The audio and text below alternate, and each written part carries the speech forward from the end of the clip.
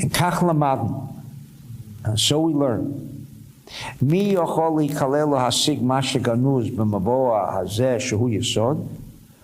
Who can reveal that which was included in Yesod? Yesod is, as we know, in the realm of Etz HaChayim. It's not in the realm of Etz HaDat, not in the realm of the rational, not in the realm of the physical. It's called Yesod. It gives it that name as a connotation. Sharei Moshe lo gila ze biyamav. That which Rabbi Shimon revealed, Moshe did not reveal because the time had not come. But what Moses did reveal was the 50th gate, which is Binah. And we know that the code word of Binah means the energy store, the place where we hope to draw the energy from, because it is only Binah that we can make this connection to fulfill all of our needs, all of our desires, only through this connection with Shara Chamishim. And although everything was revealed through Moshe, but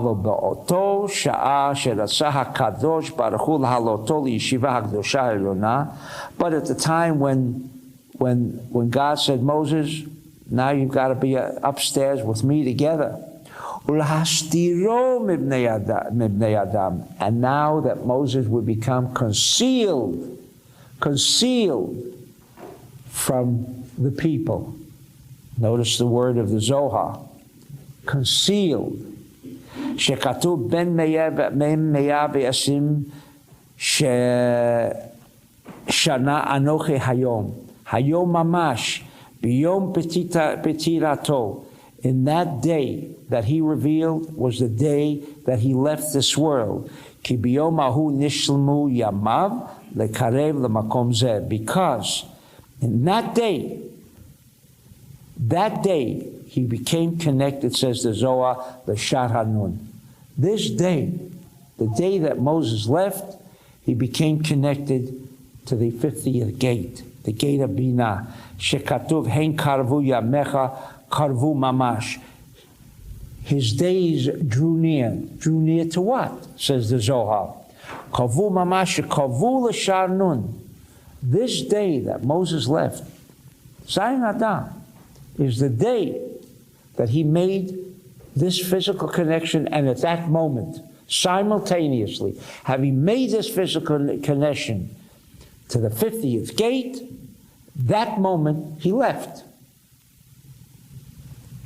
And therefore, for us today, for us at this moment, that we have the benefit of the Zohar, reading of the Zohar, taking advantage, and we should take advantage of this opportunity that we have to connect to the energy store.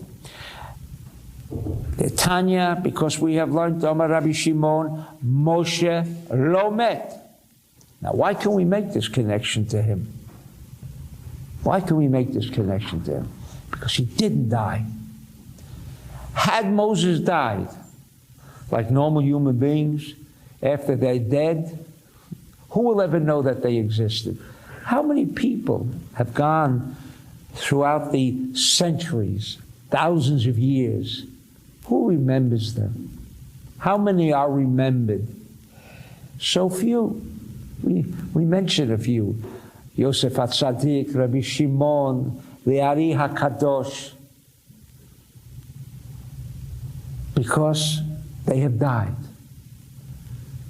But Moses didn't die. Moses just had a curtain placed between ourselves and Moses. And therefore, on an evening like this evening, that we gather together to make this connection through the reading of the Zohar, the Seudah, that we're in the midst of, so that we can support each other, even those who may not have the capability, because it's difficult for them to leave the cesspool, and it is difficult for some of us to leave that cesspool. All our lives we lived in a cesspool, and now we come tonight, and here we are, Moses, ready to make the connection. Can you imagine being full and being swamped with the cesspool, and now coming to Moses and say, Moses, I want to connect with you. But that's why we make a Sudah. For those of us, maybe, who have been making an attempt, and by the way, that makes the difference. Moses is there for anyone who makes the attempt to remove the clothing of a cesspool. Whether we have achieved that or not is not as important as the fact that we are making an effort, and hopefully this evening, that's where our heads are. If our heads are not there, and we're still going to walk out of this room, out of this synagogue, and walk back into the world of cesspool, forget about it. And, Moses says, look, you want to drag me into the cesspool with you? Do you really want me to come with you into your cesspool? Therefore, if we say, Moses, tonight, we have to accept that responsibility. We're not playing games with Moses. We're not playing games with the world of metaphysics. You can't play games, because they know the truth. They know where our heads are. And if our heads are at least with a feeling and with a consciousness, enough of that garbage. Enough. Now I'm going to at least make an effort to begin to remove the layers of that excess baggage that I've been carrying on my back. And now make the connection that Moses didn't die. Moses didn't die. Moses physically is here, but we don't want to contaminate Moses, and therefore we make this Seudah. So those of us who no longer live in the cesspool are going to try to share this connection. All of those of us, we know, and we're the only ones you answer is to yourself. This is not a question of being judgmental. Who is still in the cesspool? Who is not in the cesspool? That's not the objective. What is important is that at least those who do not live in the cesspool are consciously, like Moses, prepared to share their connection.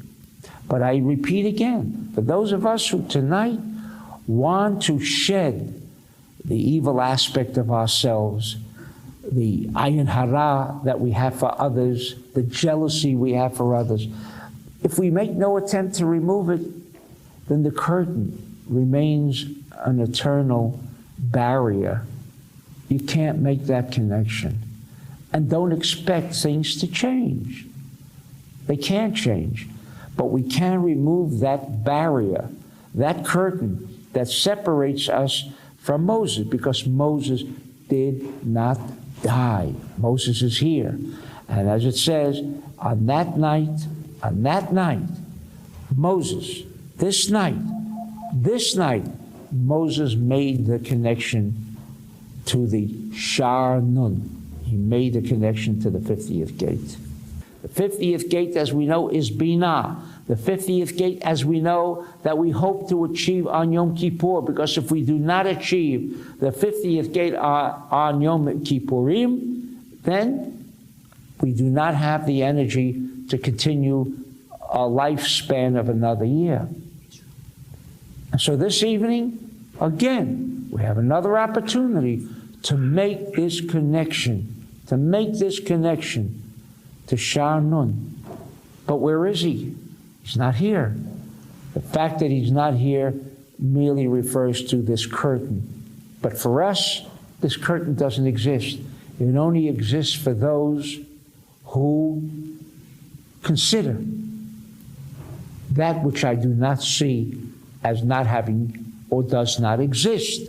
But if we do not recognize the fact that a curtain says and determines that which is on the other side of the curtain does not exist, then it exists for us. And the curtain does not exist for us. Because whatever is in the mind is what determines what is. That is even scientifically supported today. What you decide in your mind.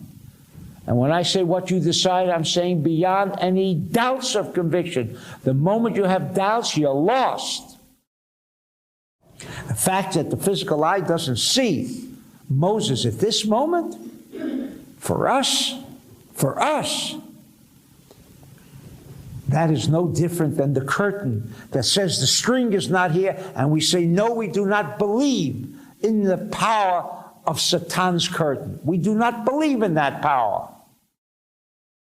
Aval mitzad elyonim, from the point of view of these tzaddikim, Moshe adarabba, shenitosaf lo hayim, because by all of the tzaddikim it says, and they were gathered. Minitosaf, they were gathered unto their forefathers. What do you mean they were gathered? You just say they died. What do you mean they were gathered? As we experience this world with all of its limitations, when it says Moses were gathered and left, what it's implying is that he had reached an additional level of consciousness. And tonight, says the Zohar, that Moses reached the 50th gate. The 50th gate, which is Binah, the energy store. The Tanya, because we learned. Amar Rabbi Shimon, B'kein Lamad, Shemi Shehu B'Shleimut, whoever is B'Shleimut. And this is the only prerequisite. Unfortunately, we're all assembled here, and we want to make this connection, this great opportunity to connect to the energy store. For us this evening, if we can bring our consciousness, and it is not difficult for us at this moment to say, I do not want the baggage that I know, unfortunately, I have a difficult time in discarding, but at this moment in time, this moment that we can make this connection, because Moses is here, Moses is here with us, then for those people, for those who can, at this moment, right now, here and now, discard our baggage, our hatred, our intolerance, our evil inclinations, discard it for the moment. Discard it for the moment. Ein mita tluya bo ve'ein met. And then for these people, Moses did not die. Kemo shehaya b'Yakov, just like it is mentioned in Yaakov, shehaya bo emunah shlema, because in Yaakov he achieved shleimut. What is shleimut? Shleimut is the opposite. Shleimut is the opposite of what's emunah. Most people think emunah means belief. No.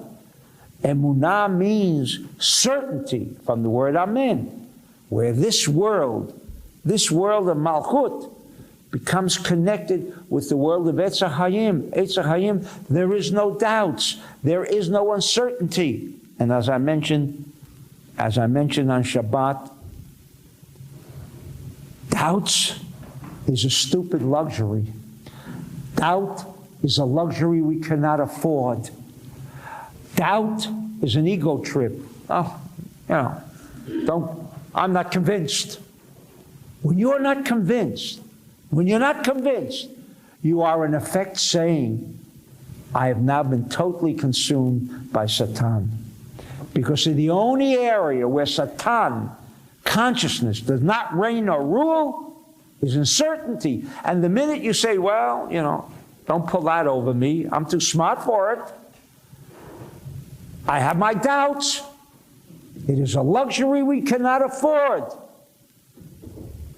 Because you're placing yourself into the uncertainty realm of Satan. We cannot achieve Tchiyat HaMetim. Tchiyat HaMetim will not come because one man says, I've arrived. And now we have Mashiach, Tchiyat HaMetim.